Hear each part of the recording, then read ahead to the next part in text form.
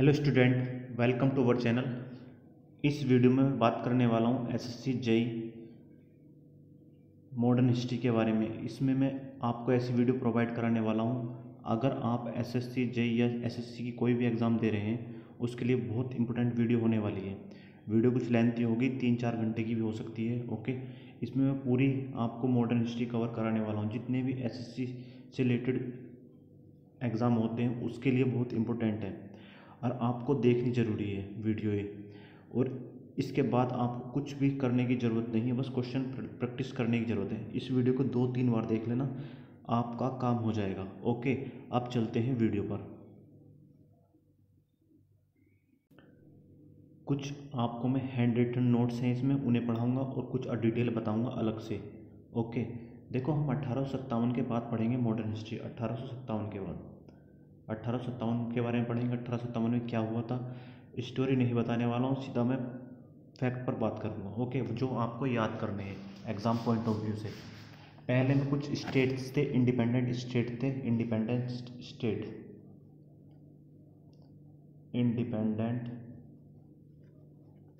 States थे, आप note करते रहना इन्हें अपने अकॉर्डिंग। सबसे पहले हैदराबाद की बात करते हैं। हैदराबाद, बस ये पूछता है कि हैदराबाद किसने फाउंड किया था, तो इसके फाउंडर थे निज़ाम उल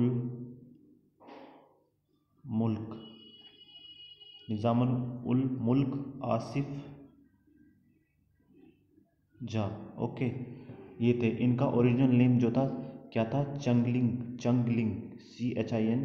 CHINGLI, चंगलिंग खान। ओके, चंगलिंग खान इनका जो है ओरिजिनल नेम था। और इन्हें जो है उपाधि मिली थी, किस चीज़ की उपाधि दी गई थी, इन्हें टाइटल दिया गया था खान ए दुरन। ओके, इन्हें इस चीज़ की उपाधि मिली थी। ओके, और इन्हें बाद में निज़ामुल मुल्क की उपाधि दी थी। ओके, अब आगे चलते हैं। इसमें आपको इतना ही याद करता। अब दूसरे स्टेट के बारे में बात करते हैं। दूसरा स्टेट था अवध। ओके, अवध था। इसे किसने फाउंड किया था, फाउंडर लिख लेना इसका, सादत खान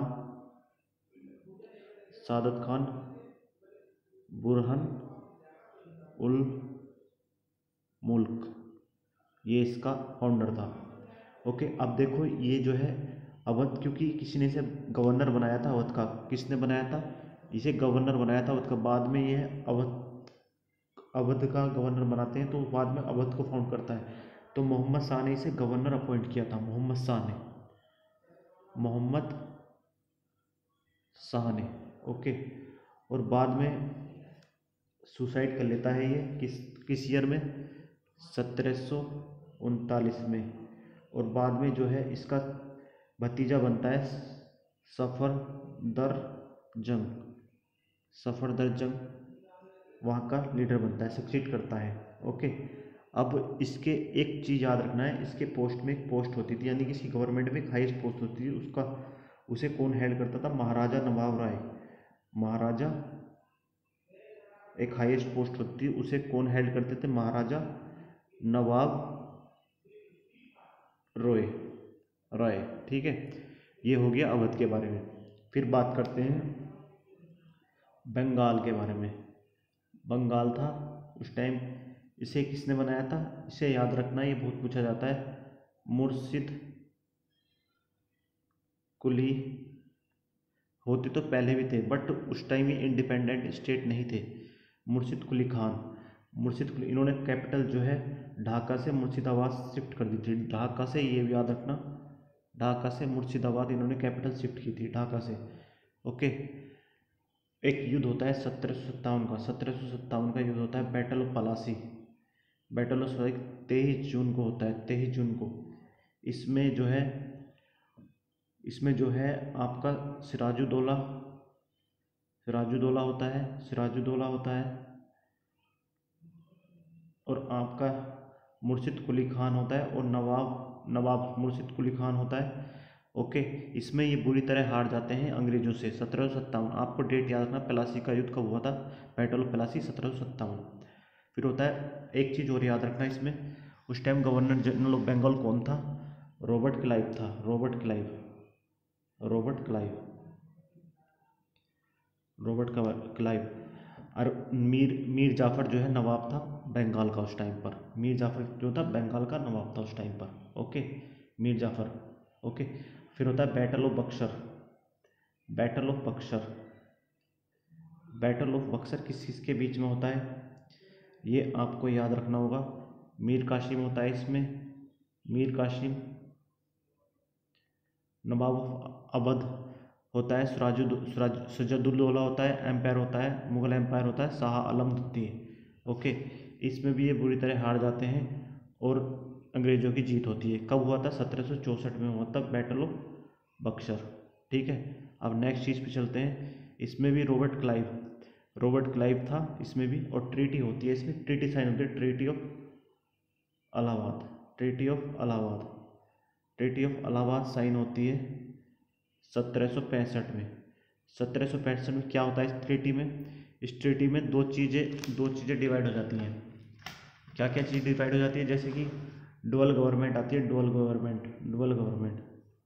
गवर्नमेंट स्टार्ट होती है बंगाल में। इसमें दो चीज़, दीवानी राइट्स तो ब्रिटिश के पास पहुंच जाते हैं, दीवानी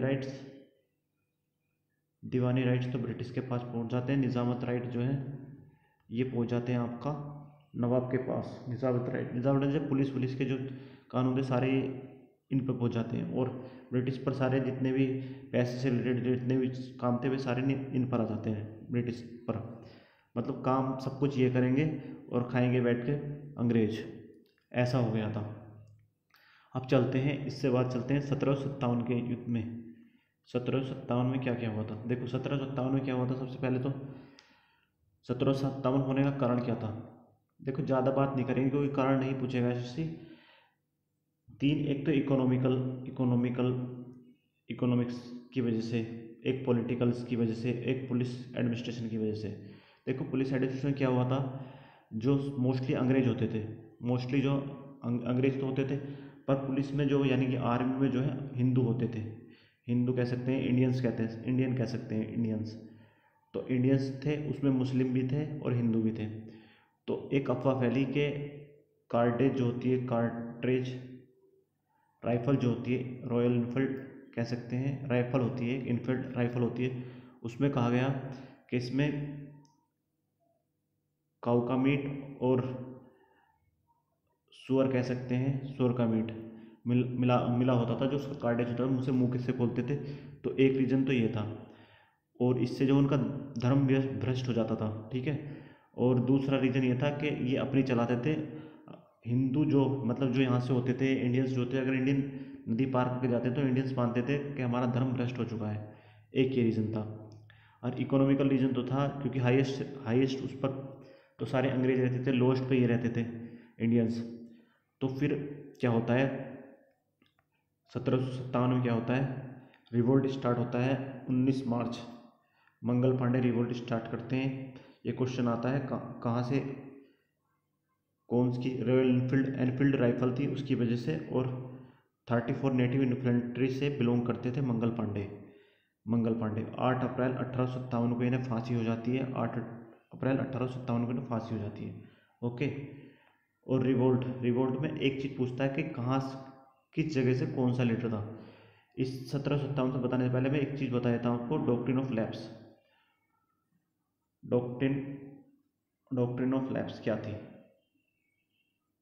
डॉक्ट्रिन ऑफ लैप्स ये थी। देखो इसमें क्या होता था, डॉक्ट्रिन ऑफ पहले तो याद करो, डलहौजी ने इसे स्टार्ट किया था 1848 में। ओके, इसे स्टार्ट किया था। इसमें सतारा, अवध और दो और थे, संबलपुर, ये 3-4 जगह थी इन्होंने जो कैप्चर कर लिया था। इसमें क्या होता था डॉक्ट्रिन ऑफ लैप्स में, जैसे कोई राजा है, उसका पुत्र नहीं है और वो अडॉप्ट करता है किसी को, तो उसे ये अंग्रेज नहीं मानते थे कि ये आगे इसका हायर होगा। हायर मीन्स होता है मतलब इसका उत्तरदायित्व उत्तराधिकारी होगा। ये कहते थे उसका कोई उत्तराधिकारी नहीं होगा, उसे हम अपने आप यानी कि अपने अंडर कर लेंगे उस चीज़ को। जैसे कोई राजा हुआ बंगाल का, उसका कोई बेटा नहीं है, बेटा नहीं होगा तो वो अडॉप्ट किया उसने, उसे वे राजा नहीं मानेंगे, उसका राज्य अधिकारी यानी कि राजपुत्र नहीं मानेंगे उसको, और उसकी जो जितनी भी संपत्ति होगी उसे कैप्चर कर लेते थे। यानी कि फूट डालने की नीति थी इनकी और राज करना था। ओके, ये चीज़ पूछता नहीं है क्या क्या हुआ, बट ये याद रखना किसने दी थी, डॉक्ट्रिन ऑफ लैप्स। अब देखो, लीडर लीडर जगह जगह से थे, सबने अपने इंटरेस्ट से पार्टिसिपेट किया, सबका अपना मतलब था इस रिवॉल्यूशन यानी कि इस रिवोल्ट में पार्टिसिपेट करने का, सबका अपना बेनिफिट्स था। तो किस किस ने कहाँ से पार्टिसिपेट किया उसकी बात करते हैं। सबसे पहले बात करते हैं, देखो सबसे पहले बात करते हैं, आप दिल्ली से कौन थे, दिल्ली से जो थे, दिल्ली से लीडर थे बहादुर शाह जफर। ये एसएससी ने पिछली बार क्वेश्चन पूछा था, बरेली से कौन थे, ठीक है, आप देख सकते हैं जाकर। सबसे पहला दिल्ली से कौन था, या तो बहादुर शाह जफर आएगा ऑप्शन में, या वक्त खां, ये लीडर थे यहाँ से, बहादुर शाह जफर द्वितीय और वक्त खां। कानपुर से था आपका नाना साहेब और तात्या टोपे, पहले नाना साहेब थे फिर तात्या टोपे लीड करते हैं। कल्की से भी आपका तात्या टोपे थे। फैजाबाद से कौन था, मौलवी अहमदुल्ला, मौलवी अहमदुल्ला, फैजाबाद मौलवी अहमदुल्ला, मौलवी फैजाबाद में रहते हैं, ऐसे याद रख लेना, मौलवी फैजाबाद में रहते हैं। लखनऊ का तो सबको याद होगा, बेगम हजरत महल। और आपको बरेली, बरेली याद रखना खान बहादुर खान, और झांसी याद रखना रानी लक्ष्मीबाई, झांसी याद रखना रानी लक्ष्मीबाई। देखो रानी लक्ष्मीबाई की शादी किससे हुई थी, किससे हुई थी, आप कमेंट बॉक्स में बता सकते हो किससे हुई थी, कमेंट बॉक्स में आप इसको बताना किससे शादी हुई थी। और इन्होंने क्या था, इन्होंने अडॉप्शन किया, एक मतलब शादी हो गई थी इनकी, बट इनके कोई बच्चा नहीं हुआ था, तो उसकी वजह से इनका जो राज्य थे छीनने वाले थे, तो रानी लक्ष्मीबाई ने पार्टिसिपेट किया था 1857 के रिवोल्ट में। और जमशेदपुर से कौन थे, कंवर सिंह, जमशेदपुर जगदीशपुर से कौन थे, कंवर सिंह थे। ओके, इलाहाबाद से लियाकत अली, इलाहाबाद से लियाकत अली।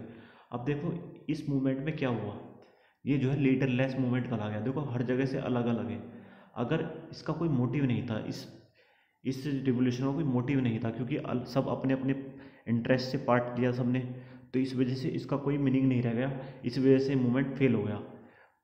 तो सब एक थे हमारे, आप कह सकते हैं विनोबा भावे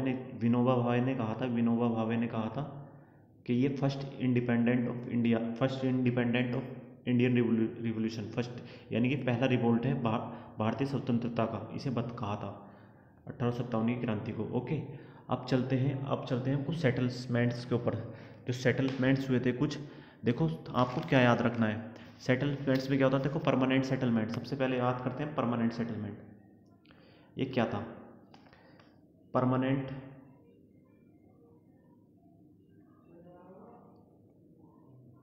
सेटलमेंट किसने, पहले तो लिखो किसने किया था, कॉर्नवालिस था उस time, Cornwallis, viceroy, sorry governor general of Bengal कौन था, कॉर्नवालिस। कहाँ, बिहार, बंगाल, सबसे पहले बंगाल में फिर बिहार में। डेट याद रखना, इसका ईयर याद रखना 1793 में इन्होंने, कॉर्नवालिस ने अप्लाई किया परमानेंट सेटलमेंट। परमानेंट सेटलमेंट होता क्या था, परमानेंट सेटलमेंट ये था, इसमें क्या होता था, कॉर्नवालिस ने किया। और देखो सबसे पहले इस सेटलमेंट का प्लान किसने किया था, एक क्वेश्चन पूछ लिया, सबसे पहले प्लान का सेटलमेंट किया था, देखो अप्लाई तो किया कॉर्नवालिस ने, एक जॉन सोर करके नाम था, जॉन सोर, उसने इसे प्लान किया था इस सेटलमेंट को। इसमें क्या होता था, इसमें जो है जो राजा मतलब जो वे होते थे, जमींदार होते हैं, सारा जो जमींदार को लैंड्स का ओनर बना दिया। लैंड्स के ओनर कौन बन गए इसमें, जमींदार, ठीक है, जमींदार लैंड्स के ओनर बन गए, जमींदार खुश हो गए। बट इन्होंने क्या किया, इसमें जो है जो पूरा कल्टीवेशन करेंगे उसका 10/11 पार्ट्स किसे देना होगा,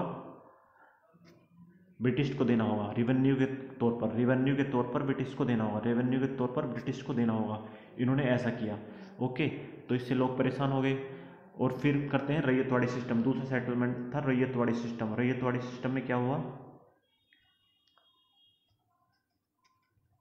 रैयतवाड़ी सिस्टम में सबसे पहले ईयर याद करना है इसका 1820 में आया था। किस किस कौन कौन के किस किस के अलेक्जेंडर रीड और मुनरो ये इन्होंने अप्लाई किया था। कहाँ किया था? मद्रास में। ये सब चीज़ नोट कर लेना आप, मद्रास में किया था, मद्रास में। इसमें क्या था, इसमें क्या किया गया था, इन्होंने क्या किया था, डायरेक्ट सेटलमेंट यानी गवर्नमेंट और कल्टीवेटर्स के बीच में डायरेक्ट संबंध यानी कि डायरेक्ट रिलेशन एस्टेब्लिश कर दिए थे। यानी कि डायरेक्ट उन्हें ही देना है, कल्टीवेटर जो होते हैं, यानी कि जमींदारी सिस्टम को ख़त्म कर दिया इन्होंने। डायरेक्ट हम जो है किसानों से ही लेंगे, जो ज़मीन को जोतते थे उनसे ही डायरेक्ट रेवेन्यू कलेक्ट करेंगे। ओके। फिर आता है माहलवारी सिस्टम। माहलवारी सिस्टम में क्या होता था और कब हुआ था? सबसे पहले कब हुआ था? 1822 में हुआ था माहलवारी सिस्टम। इससे किसने अप्लाई किया था? होल्ट मैकेनेजी ने किया था। और सबसे पहले कहाँ किया था? पंजाब में। ओके, पंजाब में किया था।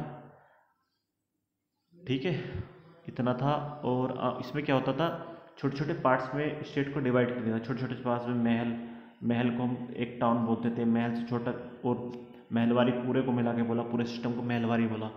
ओके, अब चलते हैं हम नेक्स्ट पर। अब जैसे जैसे आगे बढ़ते गए तो देखो, अब जब इतनी चीज़ें, इतने सेटलमेंट्स आएंगे तो क्या दुनिया ये जो हमारे इंडिया वाले परेशान होने लगे। तो फिर क्या हुआ? परेशान होने के बाद तो कुछ ना कुछ चेंजेस होंगे, लोगों के मन में कुछ और बात आई। 1865 में हमने देख लिया था, ट्रीटी ऑफ इलाहाबाद हो गई थी। अब बात करते हैं 1864 में कुछ इंपॉर्टेंट लीक्स बनी थी। उसके बाद में लीक्स बनती चली हुई। लीक्स क्यों बननी स्टार्ट हुई? लीक्स इसलिए बननी स्टार्ट हुई क्योंकि अब सबको लग रहा था कि हमारा दमन हो रहा है, तो लीक इसलिए स्टार्ट होनी शुरू हुई। सबसे पहले 1864 में translation society I. Translation society scientific society भी बोलते हैं। सर सैयद अहमद खान ने इसको फाउंड किया था। यही याद रखना है किस ईयर में आई थी या किसने फाउंड किया था। ओके, इससे ज़्यादा कुछ नहीं याद रखना है। अब एक पूर्ण सार्वजनिक सभा किसने एस्टेब्लिश करी थी? एम जी रानाडे ने इसे फाउंड किया था। 1867 आएगा ऑप्शन में या 1870 आएगा, इन दोनों को कोई सा भी ईयर आएगा उसे टिक करना है। फिर आता है 1875 में अलीगढ़ मुस्लिम यूनिवर्सिटी को फाइंड किया यूपी में सर सैयद अहमद खान ने। ओके, सर सैयद अहमद खान ने। मैंने आपसे पूछा था क्वेश्चन कि रानी लक्ष्मीबाई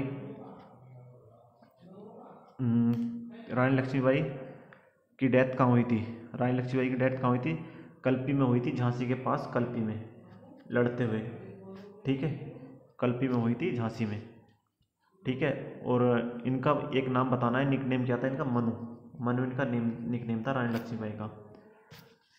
उससे आगे चलते हैं थोड़ा सा। अब बात करते हैं अब एक इंडियन लीग थी। अब देखो अलग अलग लीग बनेगी। ऑब्जेक्टिव क्या था इंडियन लीग का बनने का? नेशनलिज्म को बढ़ावा देना लोगों के बीच में। ओके, तो ये 1875 में बनी इंडियन लीग। फिर इसके फाउंडर कौन थे? सुशील कुमार घोष इसके फाउंडर थे। फिर इन्होंने ही, सुशील कुमार घोष ने अमृत बाजार पत्रिका 1868 में लॉन्च किया। 1868 में। ओके, 1868 में। फिर 1876 में इंडियन एसोसिएशन फॉर्म हुई। इंडियन एसोसिएशन किसने? एस.एन. बैनर्जी और आनंद मोहन बोस ने की। एस.एन. बैनर्जी और यानी सुरेंद्रनाथ बैनर्जी और आनंद मोहन बोस ने इंडियन एसोसिएशन फॉर्म की। उसके बाद क्या होता है, क्यों हुई थी ये भी इसीलिए इंटेलेक्चुअल यानी कि पॉलिटिकल, इंटेलेक्चुअल और मेटलिस्टिक एडवांसमेंट ऑफ पीपल यानी कि उनके बीच में। देखो इसने क्या किया था? इल्बर्ट बिल को अपोज किया था 1878 में। इल्बर्ट बिल आया था आपका, उसे अपोज किया इन्होंने 1878 में। ओके, एक दो एक्ट्स थे, उन एक्ट्स के बारे में याद रखो। पिट्स एक्ट्स आया था आपका, पिट्स इंडिया 1784 में। ओके, 1784 याद रखना इसका। और आप इन्होंने अपोज किया। अब आईएनसी के बारे में बाद में पढ़ेंगे। उससे पहले कुछ और बात करते हैं, आईएनसी के बारे में पूरी बात करेंगे कि आईएनसी ने ऐसा क्या क्या हुआ था, क्या क्या किया था। ठीक है, अब हम बात करते हैं, अब किस चीज़ के बारे में बात करते हैं, रुको 1 मिनट। अब बात करते हैं हम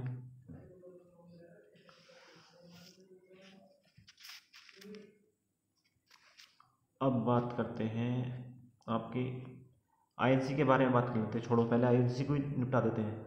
1885 में आईएनसी की शुरुआत होती है, इंडियन नेशनल कांग्रेस की, मुंबई में। कहाँ पहली मीटिंग कहाँ होती है इसकी, ए होम ब्रिटिश ने इन्होंने फाइंड किया था। एस एन बनर्जी इसके फाउंडर मेंबर थे। ठीक है, दादा भाई नेहरू थे, दीनदयाल एडवाला, इन्हें नाइटहुड की उपाधि मिली थी 1917 में। ओके, वायसराय कौन थे इस टाइम, डफरिन थे। इस टाइम वायसराय कौन थे, डफरिन थे। वायसराय कौन थे, डफरिन थे। ये देखो, आईएनसी जब बनी, आईएनसी को कुछ लोगों ने क्रिटिसाइज किया और क्या क्या कहा, ये पूछ लेता है पेपर में। जैसे देखो, सबसे पहले लाला लाजपत राय ने क्या कहा था इसके, लाला लाजपत राय ने क्या कहा था इसे, सेफ्टी वॉल थ्योरी किसने कहा था, लाला लाजपत राय ने, लाला लाजपत राय। ओके, और कॉन्स्पिरेसी थ्योरी किसने कहा था, आरसी दत्त ने। कॉन्स्पिरेसी थ्योरी किसने कहा था, आरसी दत्त ने। ओके, अब एक लाइटिंग कंडक्टिंग थ्योरी किसने कहा था इसको, लाइटिंग कंडक्टिंग थ्योरी किसने कहा था इसको, इसे कहा था जी के गोखले जी ने, गोखले। ठीक है, ये थोड़ा सा इसके बारे में था। अब चलते हैं आगे। देखो, आईएनसी के बहुत सारे सेशन हुए थे, सारे सेशन हमें याद नहीं करने हैं, कुछ सेशन हमें याद करने हैं। जैसे कि सबसे पहला सेशन तो आपका कहाँ हुआ था, ये आपको जो हुआ था, पहला सेशन हुआ था आपका मुंबई में हुआ था,